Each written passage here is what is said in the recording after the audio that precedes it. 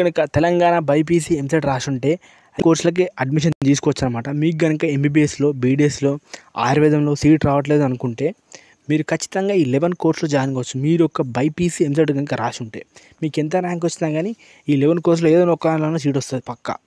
So ఇలాంటి మంచి information short రూపంలో కావాలంటే మన ఛానల్ సబ్స్క్రైబ్ చేసుకోండి, బెల్ నోటిఫికేషన్ యాక్టివేట్ చేసుకోండి. ఎందుకంటే ఇలాంటి కౌన్సిలింగ్ టైంలో ప్రతి ఒక్క అప్డేట్ మన ఛానల్ నుంచి వస్తూ ఉంటుంది బైపీసీ వాళ్ళకి.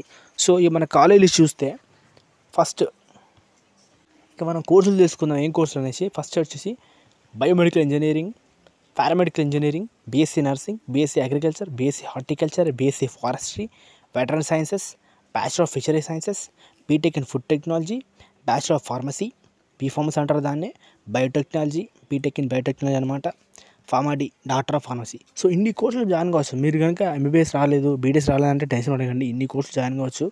సో ఇది మంచి కోర్సులే, మీకు ఇంట్రెస్ట్ ఉంటే జాయిన్ అవ్వండి. సో ఇలాంటి మంచి ఇన్ఫర్మేషన్ మా ఛానల్ సబ్స్క్రైబ్ చేసుకోండి, మీ ఫ్రెండ్కి రీల్ షేర్ చేయండి.